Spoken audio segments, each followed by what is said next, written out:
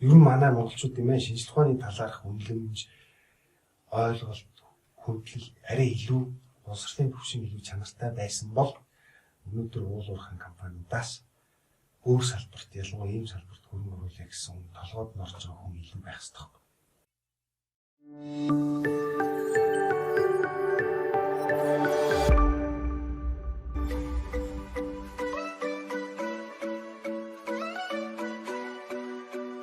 Сайн бацхан уу та бүхэндээ энэ өдрийн мэнд хүргэе. Шинжлэх ухааны технологийн сангаас та бүхэндээ цувралаар хүргэдэг Science X подкастын ээлж дугаар эхлэхэд бэлэн боллоо. Энэ удаагийн дугаарт маань Sanaspeak компани захирал доктор Инхбаатар Авагтай зан базар хүрэлцэн ирээд байна. Танд энэ өдрийн мэндийг хүргье. Баярлалаа танд бас. За та эхлээд өөрийгөө танилцуулаач, ямар мэргэжилтэй вэ? Бас хаана ажиллаж сурч хөдөлмөрлөө? Би биологч мэргэжилтэй. Юусэн мэргэжлээ шалж үзээгүй. Дандаа биологийн салбарт байсан.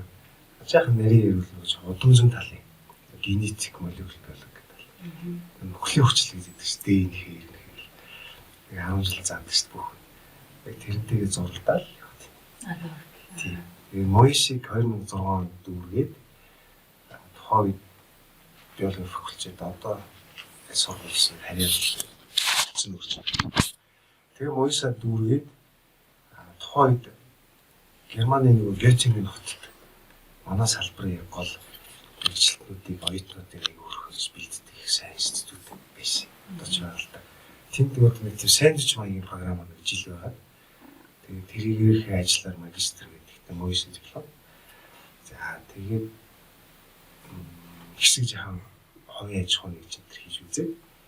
Тэгээд 10 оноос Японд Каназагийн их сургууль доктор ажил хийгээд PhD.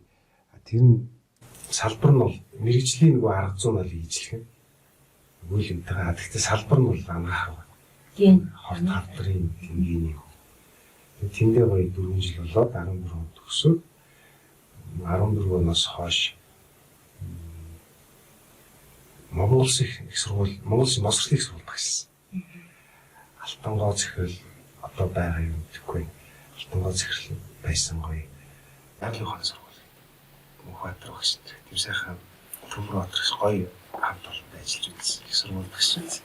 Жил хагас. Тэгээд тэндээсээ 16 онд бас нэг сонирхолтой хөтөлбөртэй. Өмнө харьцажсэн, хамтарч ажиллаж бас нэг бизнес юм хийгээл яваад гэсэн. Тэрнийхээ нэг Америк сайн найзтайгаа нийлээд тэрний компанид ястын Бээжинд Жонгонцооны шинжлэх ухааны парк гэж аюу олон парк юм шиг байна. Хотод орно нэг хотод хийд юм бэ.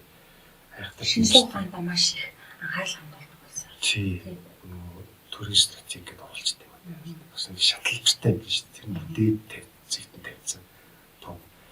Тин тэгээ нэг хамтраач гэжтэй тэр ах маань хөөцөлд $1 сая хөрөнгө оруулалт авч үзсэн.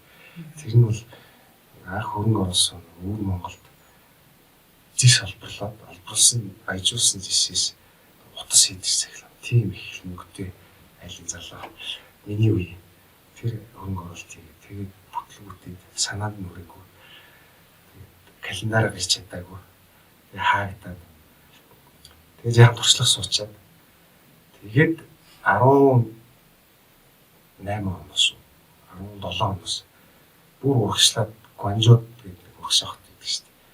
Тэрний том шинжлэх ухааны паркт ажилладаг нэгэн туршлагатай аж 300 хүнтэй компани. Рибобайо байгаа. Тэнд нөгөө удмын нөгөө бүтэн мэдээлэл чинь ингээд бүгдээ нуучдаг болцсон байхгүй. Тэгэл ямар ч дээж хамаагүй. Хүний бөөм дотор бүх мэдээлэл нуучдаг тийм. Одоо NGS гэдэг ангаах юм бол биологи их сургууль их л ярьж байгаа. Жирээ үгээр тайлбарлах юм бол чим дэлгэрэнгүй. Одоо ингээд төхөөр гэж байгаа байхгүй. Одоо бүтэн олон шаттай арга зүй ажил байхгүй. Тэр нь ингээд хүнээс ч юм уу шинжилгээний дээж аваад юу ч болж байна. Шүс вэж болно, цус вэж болно. Хавдрын дээж аж болно. Тэгээд аваад одоо тэр нэг удмын мэдээллийн цэвэрлээд авчих гэж дотроос нь бусдын хаяа. Тэгээд тэрийг тэр чиг нь уншдаг чиг л байгаа юм. Тэр чинь асар их мэдээлэл ба шүү дээ. Тэр чинь юу лээ. Нэг дан одоо удмын мэдээлж эцэгээс хийснийг авцсан ба шүү дээ. нэг нь ихэд 3 тэрбум үсэг гэж байна шүү дээ. Тэр чигээр уншдаг байхгүй. Тэгээ тийм юм нөгөө энэ ерөөхдөө нэг хятадд яг н Америкийн араас дагаад одоо нөгөө нано технологи, гадрын хий, материалын шинжилгээ ухаан, байгаль орчин дээлтэй шинжилгээ ухаан гэдэг. Тэрий чинь дагуу хүний геномын шинжилгээ ухаан гэдэг тэр технологи тасрах хүмүүжсэн. Тэгээ миний ажиллаж исэн тэр бол цэвэр хувийн аж ахуйн хийж компани гэхдээ мэдээж систем өөрөөр сонирхож социалист учраас төрөөс их дэмжлэгтэй. Тэр чинь 25 сая долларын төсөл. Эхний 7 жил одоо хүртэл тэгтээ явж байгаа бараг сунах байна. Тэгээ төхөөрөмж хийх гэдэг зорилготой. Тэгээд Герман, Америк, Монгол хятадууд нийлж нэг баг бүрдсэн. Би тэрийг уруулж ин хариуцж ирсэн. Тэгээ гоё ажиллаж үзсэн гэсэн чинь 90 очмаар 5 жил болсон. Тэгээд одоо Sanaspec компани авсан. Тий, Sanaspec бол 14 онд бүртгүүлсэн байсан. Тэгээ хайдахгүй байж байгаа. Ковид үеэр ирээд яг л одоо яг дуртай нэг л өөртөө хийсэн байна. Sanaspec компанийн талаар яг юу хийдэг? Нөгөө л юм одоо яг нөгөө лабораторид удмын материал дээр ДНХ дээр юу хийж болдгоо чадах бүх юм л хийж байгаа. Тэгээ их гоё юм бол манай компани чих хайтайхан үе дээр байгаа юм гэж бодож байгаа. Ер нь жижигхэн компани 6 хүнтэй. Бидний компаниг одоо гол орлогын их үүсрүүл нэгдүгээр улсын шинжилгээ ухааны технологийн сангийн төсөв их сургуулийн багш нар. Тэднес чинь одоо хуучин чинь гэх юм уу 5-10 жилийн өмнө ч модож тийм айгүй олон юм жижиг хуралчууд дандаа хатнаас авдаг. Гэхдээ тэр бол одоо нэг тийм шинэ технологи биш болсон. Гэсэн тэдний чи ядаж 5-10 гэсэн дотоодд хийж болох юм байна гэж ойлгоод. Тэгээд одоо өдөр тутам жижиг сажиг уулж бэлдэн. Хэсэг энзим гаргаад авчна өстө. Тэр нэг юу гэсэн үг вэ? Одоо нэг полимераз ч гэдэг юм уу. Одоо манай салбарын нөгөө бүх ажилбар шинжилгээ чинь дандаа уурын дээр суралдаг.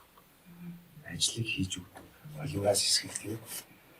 Тэгээд тэр маань тэрийг бэлтчихин. Тэгэл тэрийг ингээл холиол одоо жортой хоол бэлтчихэл гэсэн үг юм л дээ. Гуан зам гэж бодохгүй. 30 төрлийн хоолтой. Ямар ч түүхий материалуудыг бэлдэж өгч юм да. Ер нь утгандаа түүхий идэ бол утгандаа бол жишээлбэл энэ сав мав тий хэмээн бодсоор гаднаас авчих. Гол нь яг хоол хийж байгаа байдаг. Өөр юм жортой. Тэр шиг юм уралжуудыг цомог гэж хэлдэг юм да. Хит мэд. Тэдрийг одоо ижлийн хүргээнийхээ одоо шотис тий моис ана хайс болоо шинжилгээ ухааны академич том байгууллага байна. Маламгийн хүрээлэн гэж том байгууллага байна. Тэдрийг л ажилт нь дэм болчихсон гэл хямдхан бөгөөд хурдан аль болох мэдээ чанартай гэж байна. Тэгээд мэж тэгэл тэдний л ачаал компани явж байна. Адагшаа юм гаргадаг. Ковид үеэр чинь нөгөө зөрчил гэж яриад байгаа шүү дээ. Оросод бол дайм болоод байгаа шүү дээ. Тэгээ нөгөө манай салбарын нөгөө гадны бүх компаниуд чинь уурлаад хаалгаа гараад байгаа. Орос чи яг хэцүү үедээ өөрөд болчихж байгаа. Ямар ч партнер.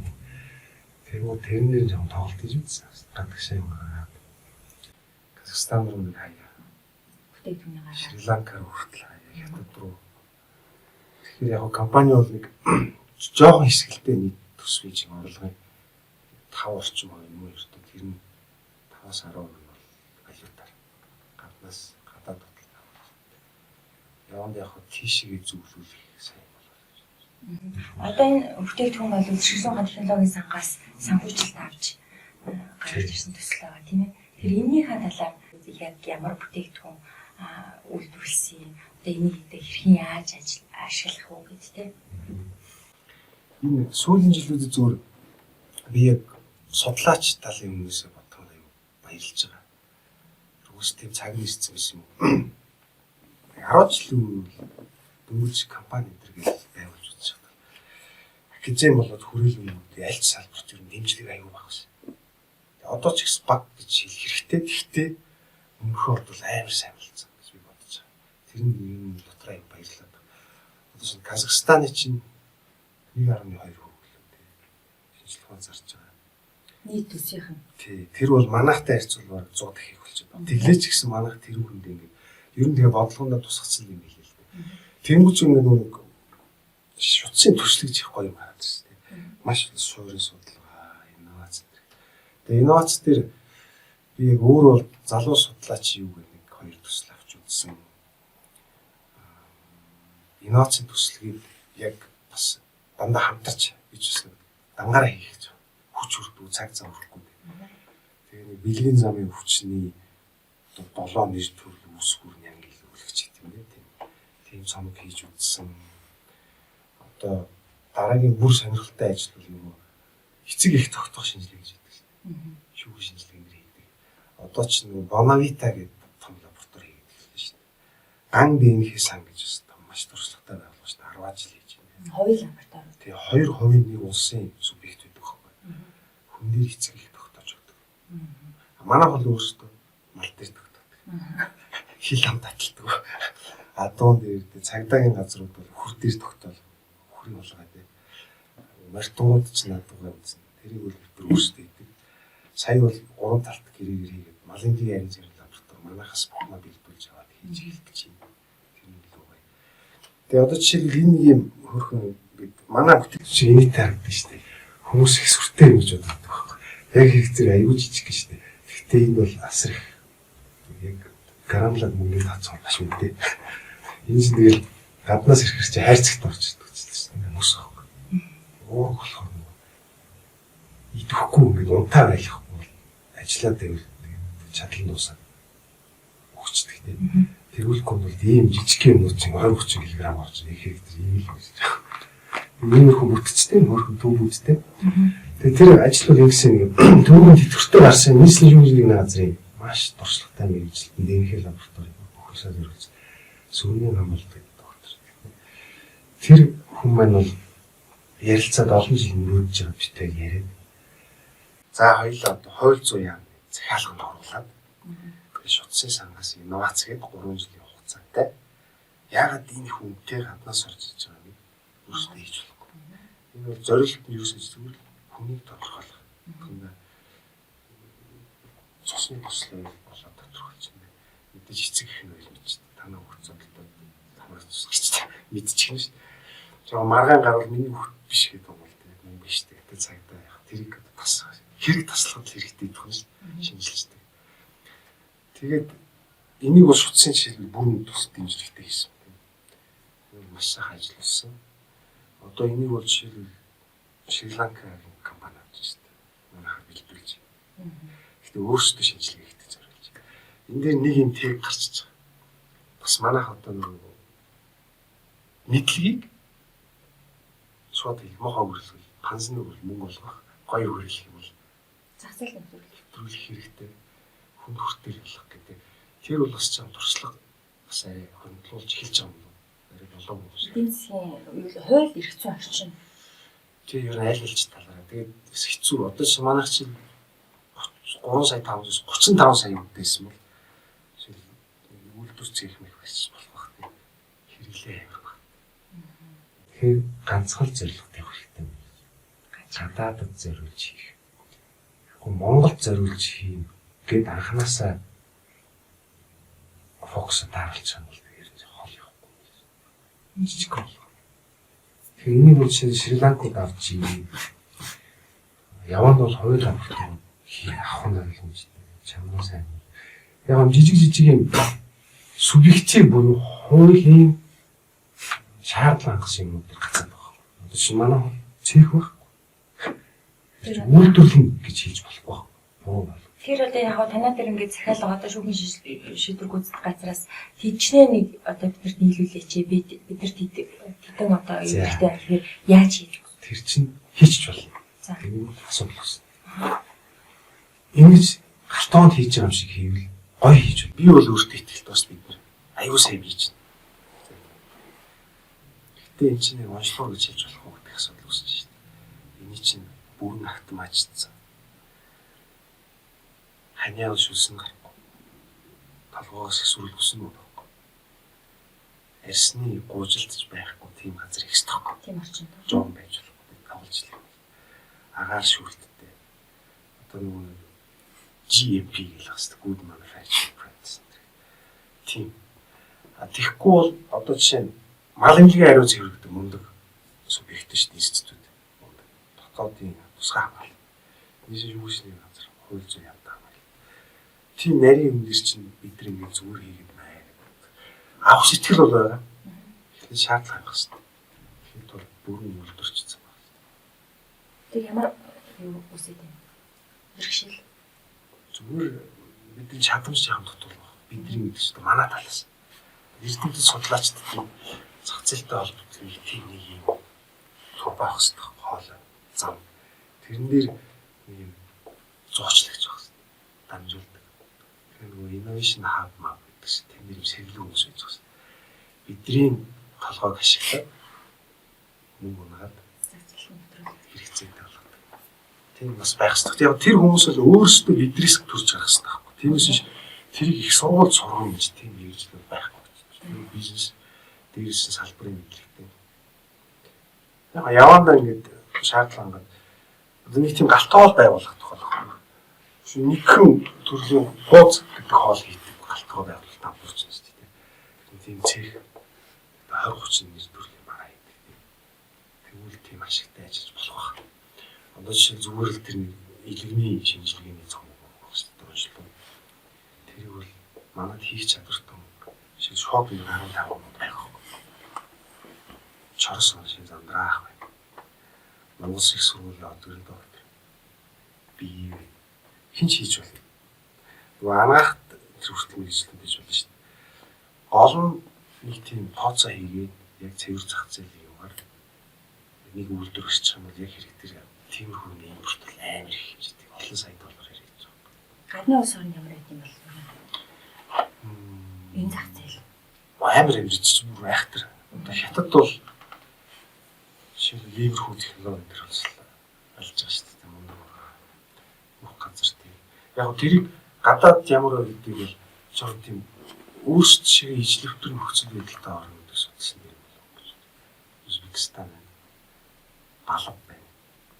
тэд нар яаж шинжилгээ Казахстан байна. За юугаар ижлэх гэж балаад гарцгаа. Төгжигдэл. Тэгээ ямар нэг бүс нутгийн хамааралтай өөртдөг. Шинэ балав бол ямар ч болцоогүй шаарч байгаа. Дээрээс нь жаа шишинлэгтэй. Тэгэхээр бас боловсрол соёл шинжилгээ ухааны талаар ямар ч ойлголттой бас тийм байна шүү дээ. Өөрөөр онцлог манайх бас. Тэгэхээр Узбекистаны жишээ хэлдэг сая. Казахстаныг 2010-ад оны хийгээд эхэлсэн. Тэр яасан юм. Ямар ч үнээр хамаагүй төрөөс дэмжиж 100 мянган компанид босгож ирэх хэрэгтэй ойлгоцсон. Тэрийг бодвол нөхдөд Шанхай ажил хамтын ажиллагаанд авах хятадуудаас сурцсан гэж байна. Одоо тэр Узбекистан хийж байгаа. Узбекистан л өөрөө бол аюул потенциалтай 30 гаруй сая хүнтэй. Амар том. Тэгээд далаад гарч. Бүр нийтдээ хөршин өөрөө далаад гарч. Тэгэд төсөлдөв. Манай хятад бол Орос далаад гарч. Узбекистаны бүх хөршин далаад гарч. Тийм улс хүртэл ингэ сайн шинжилгээгээд үзээд байгаа. Тэр нь бол би өөрөө очиж үзээгүй манай Орос, Польш, Беларусь худалдаа авахчд хэлж байгаа. Турк хүртэл. Занаа чи компани болох юм Узбект авах хэрэгтэй. Яг энэ цорхоор дэмжиж байгаа. За хятадд шиг би бол Камо Баяо гэдэг компани байгуулах гэсэн. 50-50%. Америк хятад бид гурлаа. Тэр нь дуутгаад China, Америка, Монголиа гэж Камо гэдэг. Тэгээд зарчаад ирсэн. 20. Тэгээд тэр компани тэр шинжлэх ухааны технологийн парк нь юу ажиглагдсан бэ гэхээр юм хийлээдэг. Төрөөс амар багтай. Амар том баахан байшин барь өгч байгаа. Яг халуус том шийдсэн. Тэр миний санаж байгаа бидний талбай бол 1 м² нь 25 евро гэсэн байна. Тэгээд чаавс 70-80 м² хэрэгтэй шүү дээ. Вакуум цонх хийвэл юм савлаа. Тэнийг сайн борлуулагчтай тэр хов нийлүүлсэн өөрөө яг Термофишер гэх том компани борлуулагч хүмүүс ээ. Тэгэхээр тэр зүгээр л түрээсийн үнийг харахад л нэг мэдэгдэж байгаа шүү дээ. Тэгэхээр цаанаас нь бол улсаас зориуд бусад хүмүүс нь хөрхий уулуурхан компаниудын татвараар бид нар тоглож шүү дээ. Улсад аюул тэрийг бас нэг бодлын хөзөр хаяад шинжлэх ухааны аяг хурд юм л та. Шинжлэх ухаан ч өөр аяг хэцүү байна нөгөө юм. Зам тавилаа, төв зорилаа, мөнгө авлаа, орлого нь ингээд орж чих ойрын хугацааны зорилт юм ба шүү дээ. Одоо ямар ч хүн би бизнес хүн гэж юу ойлгох нь ер нь шинжлэх ухаан ч аяг алсын зорилго юм. Тэрийг бол 5 жил дэмжиж хайн юус болохгүй. Юусэн дэмжиж хүн чинь ийм хобби байх хэрэгтэй шүү дээ. Жаа дэмий юм мөнгө үрж идэг хобби. Тэ. Хүүхдэд ингээд аав би тийм дугууланд явах хэрэггүй л тэ. Би яа кендорын дугууланд явах хэрэггүй. Тэр хүүхд кендоч юм болох нь баталгаа байхгүй шүү дээ. Гинт аав би хөрөнгө тоглоё гэсэн үг. Яг тэр шиг байхгүй. Нэг тийм юм хөгжүүлж ах шүү дээ. Тэндээс чинь мянган компани үзэн зарим нь л өөрчлөлт байна. Тийм их идэг шүү дээ. Тэгээд тэр бол цааш явахгүй. Зарим нь бол эхлээд муу явж байгаа гин босч ирнэ. Зарим менежмент сайтай нь бол харж байгаа хоёр уулаа нийлчихнэ. Тэгсээр тэр Silicon Valley гэдэг шиг хятад болсон одоо Америкт сурцсан шүү дээ. Одоо баруун Европоос буцаагаад тийм innovation hub гэдэг нь буцаад сэргийж эхэлж байна. Хүчээр. Тэгэхээр бид нар буцаад хоцорлоо дайгаад. Япон хүртэл. Тэнгүүч нь 100 компаниас 3 компани босоод ирэх болно шүү дээ. Экспорт хийгээл өрсөлдөж эцсийн зөвлөм тийм бил. Тэгэхгүй ингээл 100 компани нэг хүнийг яаж ажилтаа хийх вэ гэдэг богино бодол. Бас одоо ингээд хоёлаа нэг юу руу гаргая л та. Биотехнологи тэгээ удмын мэдээлэл дээр ингээд геномик гэдэг байгаа шүү дээ. Эмний төвшин одоо Монгол улс дэлхийд харьцуулахад ямар төвшөнд явж байгаа юм бэ? Энэ нөгөө ген гэдэг үү? Тийм. Одоо нөгөө тийм ген гэж ярьдаг өсч одоо геном гэж ярьдаг гэсэн тийм. Тэр одоо яг ямар юу хямдраад хэмжээгээр нэг жижиг судалгаа хийхэд хэрэгжилж байгаа юм мэдээлэл шүү дээ. Тэр амар их болцсон. Одоо бид нар чинь ингээл цуснаас нэг хормсон материал чи ялгаал дээ. Хэсэг дээр ингээ шинжилгээл онц тавьдаг гэж байна тий. Дөрвөл гаргадаг гэж. Одоо хүн чи мундаг байсан байхгүй. Батн ном биш.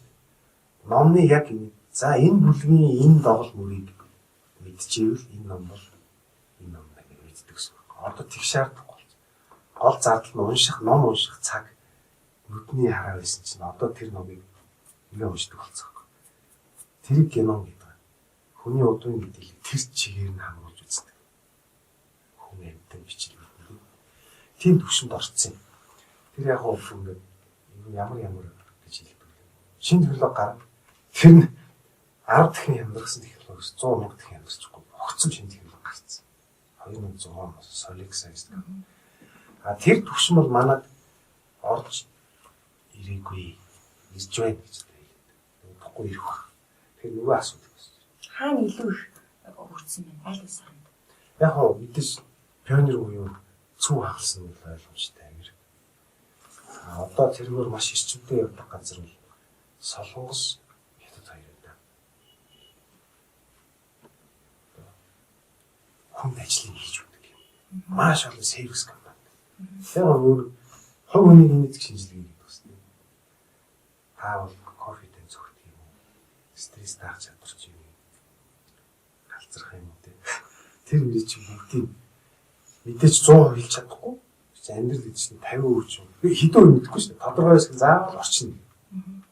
Хичнээн тамирчин болох хүн архиугаа тамирчтай байвал тамирчин болохгүй ойлгомжтой шүү дээ.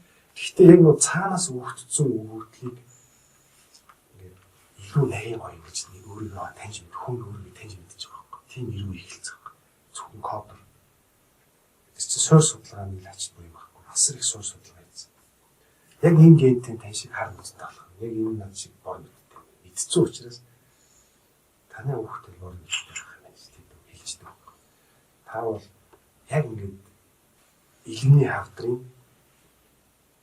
өвчлсөн хүмүүс дээр байдаг тийм хэв шинж Бурханаас заасан шүү дээ.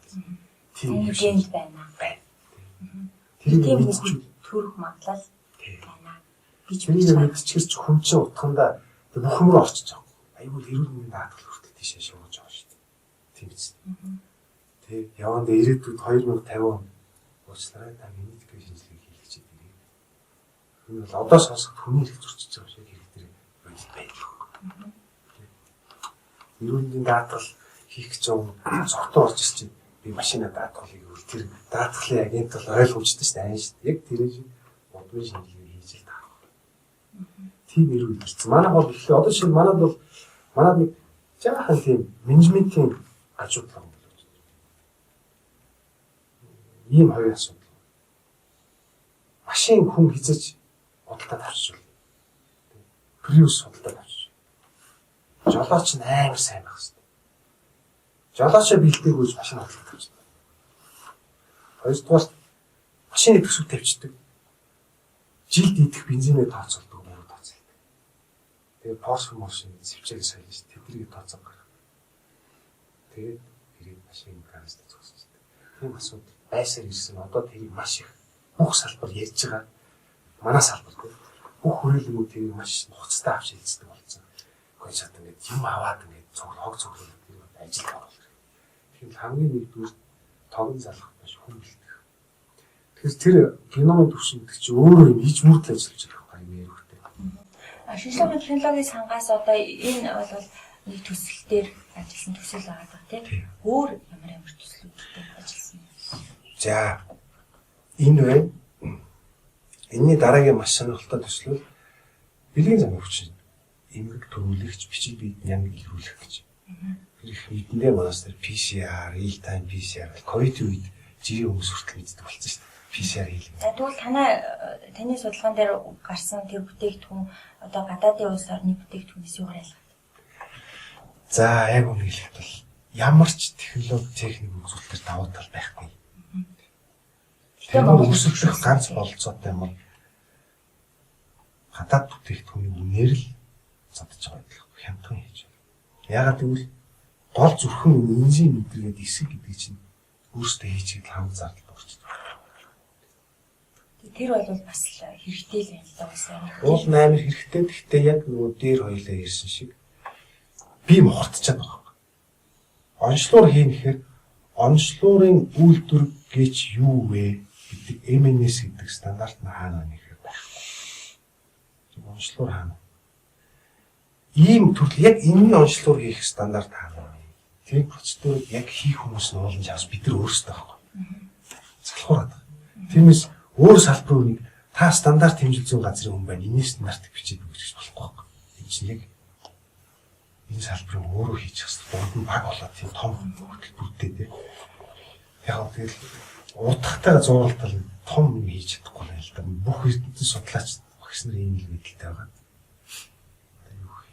Бид тийм бол хийж явах хэрэгтэй. Гэхдээ тэгхийн тулд мэдээж нөгөө хөвчцүү гэж төрөөс дэмжлэг. Бид нар бол бие хөдөлгөөний аяг дуугүй. Цэвэр хувийн хөвчлээс яг супер ашигтай явах нь баталгаатай бизнес гэж юу юм бэ гэвэл за нэгдүгээр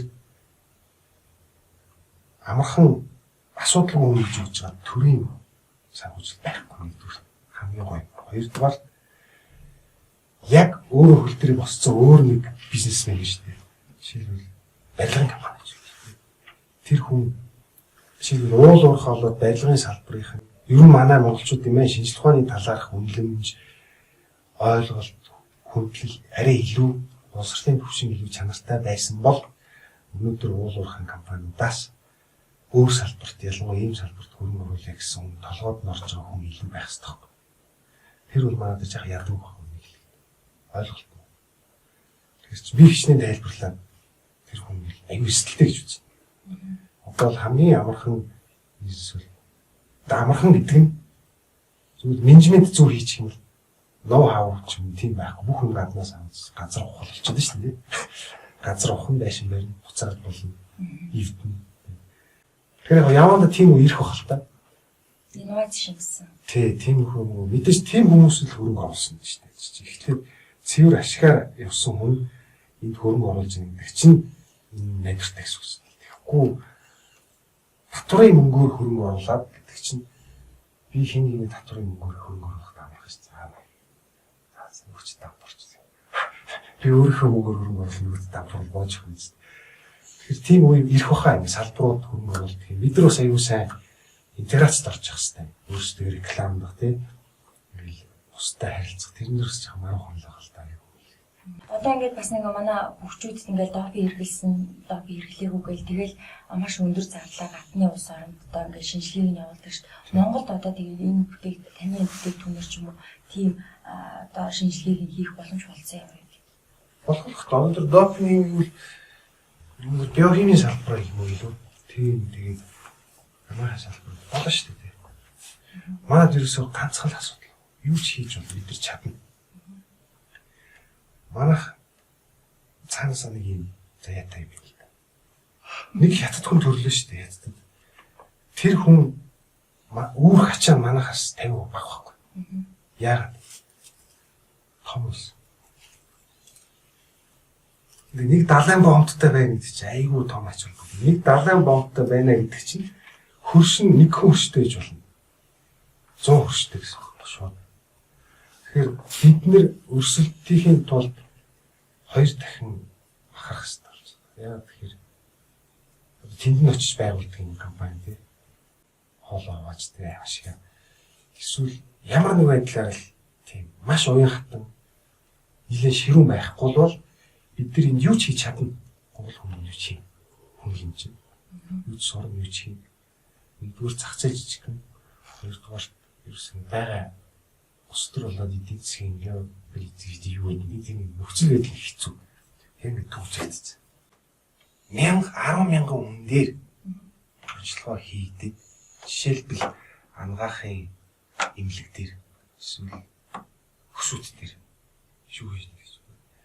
Хийгээд эрдэмтний өгүүл хараа хормол яадаг чинь процессор ороод бүгд итгэхэд эн чинь баталгаатай юм мэдсэн цагт онцлог байхгүй.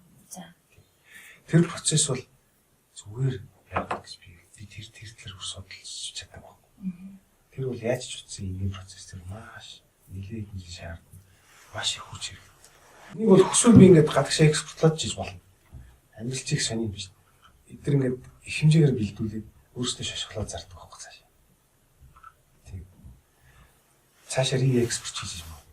Одоо манайх бол ийм уралжийг аюул үнэтэй уралж бэлдээд орсуугаад орсууд автомат системээр өөрөндөө жижиглээд шашглаад зардаг. Ийм хийгээл зарч. Шинжлэх ухааны технологи сангаас авсан энэ одоо төсөл бүтээгдэхүүн бол ганцхан Шри-Ланкт л гарч байгаа юм байна. Тэгэхээр өөр ямар бүтээгдэхүүн гаргаад одоо тэгээд шүүхэн шийдвэр үүсэх газар лууч гэдэг юм өөр ямар лаборатори гаргаж байгаа өгж байгаа. Энэ бол зүгээр нэг ганц нь. Энэ гэхдээ маш чансаатай үнэтэй бүтээгдэхүүн байна. Энээс гадна энэ хөөрхөн жижиг том юм савтаач үү. Тэр бол манад яг үнэ ингэ бүтэгээ шагсалт байдаг. 300-аас онцлог биш. Зөвхөн төрс судалгааны noise, ашигс шинжилгээ хийх авч хэрэглэдэг. Тэр нь яг ямар бүтээгдэхүүн? Тэр нь одоо дандаа иймэрхүү болж инжентэй идэрхтнээс нөгөө урдны материалыг ялгана. Тэрийг шинжилнэ. Янз янзын уруул тавина. Үдээр харна. Төхөөрөмж дээр програмаар харна гэдэг юм. Тийм бол бүр дор хаяж 300 нэрийн бүтээгдэхүүн хийдэг. Тэр болгоныг гадаад экспорт нь гаргах гэхээр лабораторид хийсэн байх ёстой гэж шалгуулж явж байгаа тийм. Тэнд хоёр асуудал байгаа. Нэг нь нэг тийм бусад бүтээгдэхүүн бол дийлэх нь нэг тийм онцгой цааш бүтээгдэхүүн биш байхгүй.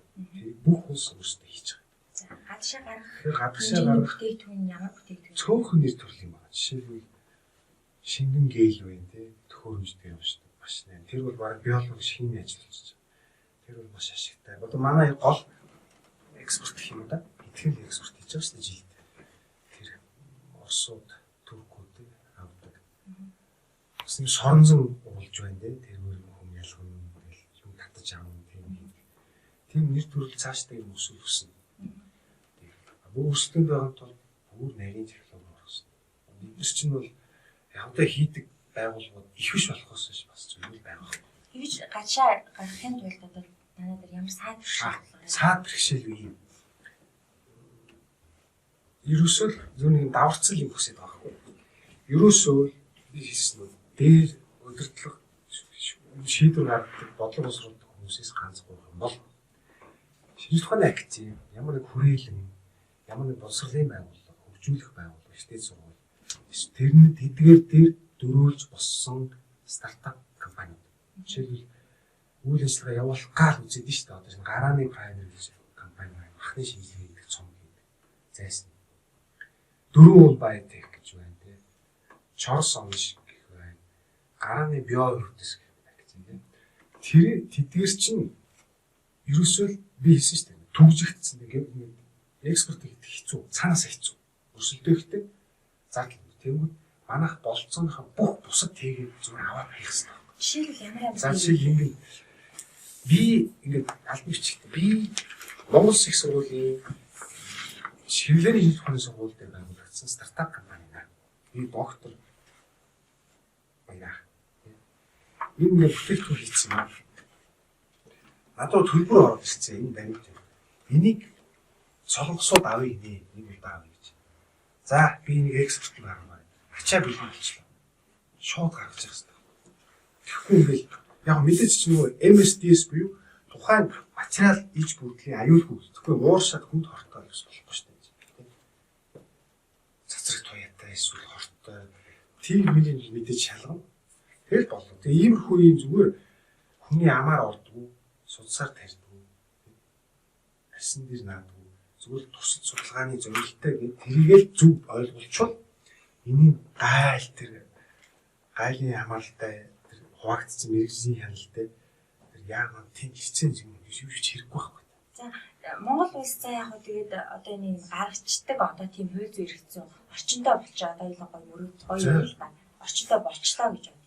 Гаргачлаа. За Тухайн улс орн чинь хэл гайлаараа ямар нэг юм орж ирэх тийм асуудал шүү дээ. Чинь тэр нь юу вэ? Тэгээд хүмүүст ярихаар тэр бол Казах руу гаргасан бол тэр казахуудын асуудал. Онгоц буулаа Нурсултаны эсвүүдэл төр буулаа. Тэгээ бид нар дэмий юм санаа зов. 23 оны 1-р сарын 1-ээс нэг гоё хууль нь тусгай зөвшөөрлийн хуулийн шинжилсэн найруулгаж батлагдсан юм. Тэрэн дээр нэг зүгээр харамсмаар юм гэвэл би зүгээр уншаад бүгдийг уншаад бүх чагсаалт байгаа шин. Ноолуур гарах гэж хортой ажиллаж байна. Айгу хортой. Уулуур хортой. Бүх үйл ажиллагаа. Тэгээ ингэчээ чагсаалт нь айгу мундаг зардалцсан. Тэгчээ тэр хуулийн ганцхан юм багш таахгүй. Сүүлд энэ жагсаалтанд ороогүй бараа бүтээгдэхүүн үйлчилгээг Монгол улсын аж ахуй нэгж дотоодд хийгээд экспортлох гэж байна. Гаднаас дахиж оруулаад реэкспорт хийж болж байна. Одоо энэ Оросын дайн дээр энэ дэр бид нэг аюул том болцоолт гэж байна. Манай жишээ нэг тээврийн логистик компани. Тэр бол бас сайн ажилладаг. Яагаад гэвэл Польш руу Орос бүтээгдэхүүн бицэслийн ойдлын утас. Оросоос Польшид юм авах болцсон. Хуулийн орчин. Тэгтэл амьдрын шүү дээ. Польш компани хэрэгтэй шүү дээ. Оросоос авахыг бол Монголд нисгтэр буулгаад Польш руу гаргаж байгаа. Тэр чинь хориг гэдэг чинь өөрөө бүгэн хориг байхгүй. Зүгээр л Оросыг дамжаад тийм хөндрүүлж байгаа процесс юм. Тэрэн дээр бид нар амар сайн ажиллах хэрэгтэй байхгүй. Казахстан бол амар ажиллаж байна. Манай салбарт баруунаас орж ирсэн бүх компани тасалдчихлаа шүү дээ. Казах, Узбек дуулгаад цаашаа Орос руу оруулж шүү дээ. Бид нар тийм нэг хүртэл хойр байгаа. Яг өөр салбарын хүмүүс хийж л байгаа л та мундаг тийм бизнес. Одоо манай салбар дээр хүртэл юм бас уяхах юм байна. Жижигхэн хүн толгойн ажиллаад нэг 8 чи. Энэ хараа өчтөр Японд аваад ирлээ. Иран руу тэр нэг хүн. Орос руу шууд реэкспорт юм. Окей, сайн байна шууд чи мөнгө олж шүү дээ. Тэгэхээр тийм импорт бол байх бах. Импорт бол миний хийдэг юм гаднаас хямдхан орж ирэх гэдэг би хорлондох л байна шүү дээ. Би их хорлоо байна шүү дээ. Тийм учраас би хэл нэгтэй хүндээ хэлж шүү дээ. Миний бизнес тасалдах гэдэг нь чи солонгосыг дэмжих юм намайг гэж ойлгомж. Хүн ихлээр хажуу ялах үнэлээ сайхан амьдрах юм удаа шүү дээ. А тэгвэл тийм учраас импортлоход бол хатуу гэж болно. Тэр бол тэдний асуудал импортлох гэсэн. Гаргахад юусоо яаж болохгүй. ковидын үеэр бол маш их хүмүүсийн цусны дээжийг Япон руу хятад руу гаргасан шүү дээ. Тийм. Тэр бол ингээд удмын гений Монгол хүний удмын гений мэдээлэл алдагдаж юм уу юу гэл жирийн л иргэн бид нар чинь дотроо бодож ирсэн. Энэ тал дээр одоо яг энэ айгүй инээт тас. Энэ дэр зүгээр хүмүүс байтугай судлаач хүртэл хоорондоо төөрөгдөл гарцсан байдаг. Хоорондоо маргалт нөлөө ойлголцдог юм. Ялангуяа яах вэ? Бастай эрдэмтэн судлаачд ойлгохгүй. Энийг энэ асуудал ч угаасаа Аз яг ийм хүн глобалчлал үеэр хүний урдны мэдээлэлтэй хамааралтай үйлчлэгээ бараа зах зээл босч ирж байна шүү дээ. Тэрнээс чи энэ асуудал яг давж гарч байгаа даваад гарцсан. Яг үүсдэг. Хүн л юм чинь ууралдаг. Яахаараа би Монгол хүн байхад миний шинжилгээг солиулсан гэсэн. Тийм хий. Яагаад хятад хийх гэсэн. Бээжний. За тэгвэл энэ дэр уяхтай хавьд байна уугүй юу гэдгийг л одоо шинжилгээний тулд ямар их хүний дээжийг цусны дээжийг тэгвэл энэ бол энийг бас ингэ боддоор ойлгох хэрэгтэй. Хүний материал гэдэг бол энийг маш сайн хуулийн төсөл бичих хэрэгтэй гэж бодсон. Тэгвэл бидний оролцоо. Тэгэхгүй бас бидний бас оролцоо юм уу л да нийгмийн хариуцлага. Энд хүмүүст сайн сурчлах хэрэгтэй нэг жаа. Танаас суд сатгаад цус авлаа. Тэ. Онцлогын лаборатори. Тэр таны хүчээр авчихсан онцлогын лаборатори. Нэгдүгээртээ та яаж өөр утсан. Та мөнгө өгсөн. Миний цусыг аваач гэдэг та мөнгө өгсөн. Шинжилгээч. За тэгэнгүүт энэ хэрэгэлцсэн юмнаас чи цуснаас ч айгүй нийт жоох нэг хэрэгэлцэж байгаа. Бусд нь хаягддаг аймаг. Тэгвэл энэ цус ингээд энэ хаалга байгаа. Та мөнгө өглөө би тань шинжилгээ хийгээд цус аваад хөрөгчөндөө хийж бол энэ ингээд таны өмч биш байхгүй. Тэр эмнэлгийн тэр тэрийг маш сайн ялгаж хэлэх хэрэгтэй. Бүгд ойлгох хэрэгтэй юм яах. Тэгээ хуулийн юмнууд ойлгох хэрэгтэй. Тэгвэл энэ миний өмч байхгүй. Энэ таны өмч биш болцоо. Яг та сайн дураараа бүхээр нөлөөлж байгаа. Яг хэрэг дээр тамхитад гудамжинд байлгахад араас гүйжиж арчаад авах нь ямар ч ялгаагүй байна. Та тэгмүүд буцаад гүйжиж нэг залуу ш. Өө яага үний шүлс аваад байгаа гэж хэрэгжиж болохгүй. Яг ижлэх байл. Авлаа шинжилгээ хийчлээ. Энэ үлдсэн материал яг хэрэг дээр энэ лаборатори өмж байгаа. За тэгсэн чинь нэг юм дээр уяхтай хандах хэрэгтэй. Болдоо уухтай тий бимбагийн яг дээж үнэ гэдгийг хэлж болохгүй. Тэгвэл яг гараар авах хэрэгтэй байна. Яг тэгвэл танаас авсан дээжээ энэ судалгааны дээжийг тий А хүүхдээ Б-гээс авсан юм а гिचүүл энэ хүн шоронд орох хэрэгтэй байна. Яг бол таны эрхийг шууд зөрчиж. Тийм байна энэ бол 35 настай, тэдэн настай, чихрэн шичнэтэй яах шиг юм бэ. Тэгээ ингэсэн. Манай судалгаанд хэн гэдэг хүний дээж авлаа гэвэл тэгээд дуусаа. Энэ бол аймаг муухай нүгэл ёс зүг. Тиймээс биш 1500 монгол хүний дээжийг хятад руу явуулаа шинжиллээ. Энэ зүгээр глобалчлаа. Өөрсдөө хийж чадахгүй учраас явуулж байна. Тиймээс хэрвээ хятадууд солонгосууд хүсвэл монгол хүний дээжийг хаанаас ч авч байна. Залуучдын дискотек клубын гадаа зодон боллоо. Би өөрөөр очиж цусыг арчаад авчихлаа. Шээлээ арчаад авчихлаа. Жорлон руу юм тусаалаа авчихлаа. Имлгүүдэд хахуул өглөө авчихлаа. Тэр чинь юм асуудыг хөндрүүлээд ингээд дэлгэр чинь хойд бус юм болж байна. Тэгэхээр чинь бидний үнэтэй цайтай юу юм бэ гэдэг бол монгол хүн гэдэг бол хайцгаа ойлгох. Монгол байгаа Орос хятадууд явлаа. Дээж өгсөн. Яг мэдээж алстаа том хүрээнд бол шинжилгээ дотоодоо хийх тусмаа сайн шүү дээ ойлгож байна. Одоо жишээлбэл би зүгээр ингээд шууд хараад ойлгочихж байгаа. Хятадд байсан юм чи аюу хятад санаад болчихсон шүү дээ. Хэдэн жил байхад сэтгэлгээ яаж ойлгосгэр сүүл гинт яриад эхэллээ шүү дээ. Аюу өндөр түвшин. Гэрэл хийсэн юм шинжилгээ хийж байгаа. Энэ бол чухал юм. Тийм хэмжээний шинжилгээ хийхийг бид нар сар болгонд эрүүл мэндийн даатгалд 100,000 төгрөг өгдөг. Иргэн болон тийм чадварчтай болсон цагт тэр 2-3 сая төгрөгийн шинжилгээг хүн юм.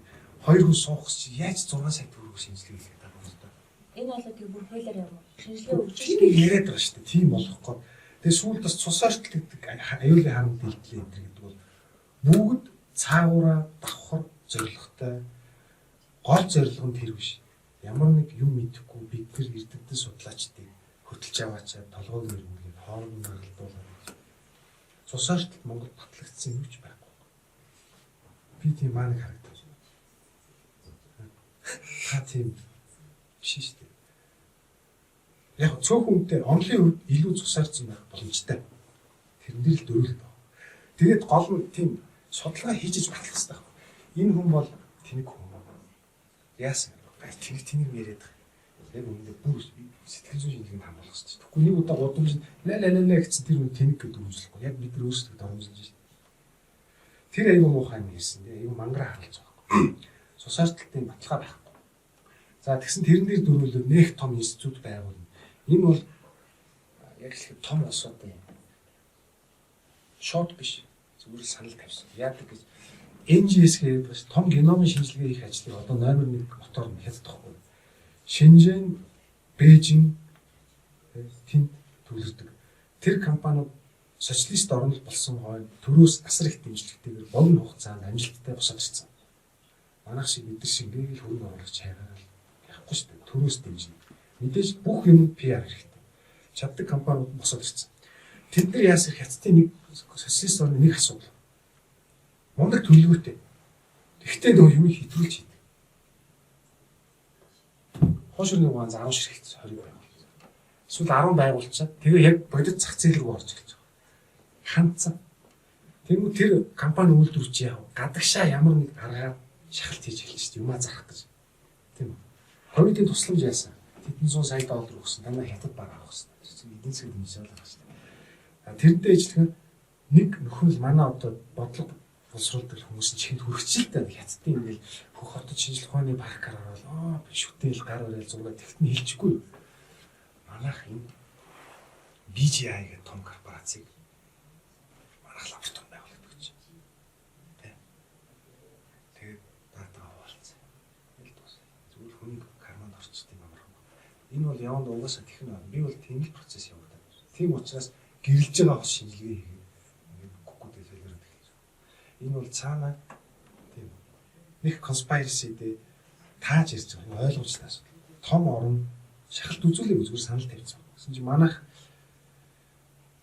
одоо үзэл суртал болоод хувь хүний чадамж нь хэрэг тийм манаас чадамж тийм. Яг шинжилгээ бол амар тийм гений өндөр түвшинд тийм шинжилгээ хийх гэдэг. Тэрийг хийх болцог байхгүй. 3 сая хүнд жилд 20,000 5,000 хүн хөрвүүлж яхад хийвэл тэр шинжилгээ яг төсвөөс мөнгө өгөх окей. Монгол хийхгүй. Монгол хийдэг тийм Монгол хийх гэдэг. Гэхдээ тэрийг хийх санал тавьж байгаа нь ойлгомжтой. Нэгдүгээр хятад. Хоёрдугаар тэр технологиор бацсан компани. Төрийнхөө боловсрол шинжилгээ ухааны яамны субъектэд хэлээд тэр нь ирээд төрийн хэмжээний айлчлал ихтэл манад дуулгаж байгаа. Манад ер нь тиймэрхүү л аргаар модерн шүү дээ. Хүний харилцаа тийм л. Тэгээ манайх бас бодож байгаа юм. Окей. Эдрийн санхүүжилтээр билийн юм байна дуртай шүү дээ. Ингээ босгочлаа. Ямар гоё вэ? Лабораторид болчлоо. Тэд нар зүгээр ингэж байгуулахгүй шүү. Давхар судалгаа юм шүү. Датагаа хуваалцнаа дуусаа. Энд чинь яг зөв шийдэл үү, буруу шийдэл үү бас бодож байгаа шүү. Мөнгөний нөгөө датагч бодлоод авчихсан ойлгомжтой. Монголын дата бодлож байгаа. Дата байг бид нар одоо хорвоогийн шинжилгээ ухааны төр нэгээр оруулж шít. Монгол хүний дата их байх тусмаа сайн шít. Гэхдээ бидний бодоогүй юм боддог ухаантай хүмүүс гэж байна шít. Нэг өдөр тэгвэл яах вэ? Том судлаачд миний хэд шоол. Хүний хандлагаас шууд чиг төрч хятад монголч яг л ижил. Яасан? Манай таамстай ижлэх удмын мэдээлэлд 6 сая гэдэг юм шít. Ах дүүс юм. Тэгж доош хийж байна. Хүний доор тэгж болж байна. За. Бид хоёр бол маш өргөн үрээнд ярилцлаа. Манай сонсогчдод, үзэгчдод маш гений талаар маш өргөн цар хүрээтэй мэдээлэл өгсөн. Танд баярлалаа. Цаашдынх нь ажил үйлсэд, эрдмийн ажил үйлсэд өндөр амжилт хүсье. Одоо түрүүний яриад байсан нөгөө текст хаад үгүй болж эдгээр зах зээлд гарч бардам байж манай эрдэмтэд илүү их шинжилгээг мэдэж ирж хааж илүү их ус амдаа өгөөж буйна ухуултгаа гэж өрөө. Шинжлэх ухааны технологийн сангаас бэлтгэн хүргэдэг Science X podcast-ийн дараагийн дугаарт Sanopex компани захирал доктор Сан Нозер ирж оролцлоо. Дараагийн дугаараар